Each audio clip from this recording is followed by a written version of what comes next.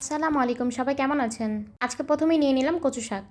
কচু শাক রান্না করাটা আমার আম্মুর কাছ থেকে শিখেছি। বেশি করে রসুন আর কালিজিরা দিয়ে রান্না করেছিলাম। কচু শাকটা খেতে অনেক মজা হয়েছিল। লেবু দেওয়াতে টেস্ট আরও দ্বিগুণ হয়ে গিয়েছিল। কচু শাক আমি কখনো ঢেকে রান্না করি না, তাই কচু শাকের কালারটা নষ্ট হয়নি। তারপর নিয়ে নিলাম করলা ভাজি। করলা ভাজিতে আজকে আমি আলু আর চিংড়ি দুটোই দিয়েছি।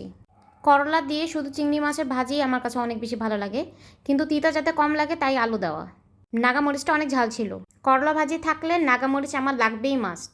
করলা ভাজির সাথে নাগামরিচের ফ্লেভারটা অনেক ভালো লাগে। তারপর নিয়ে নিচ্ছি রুই মাছের ডিম।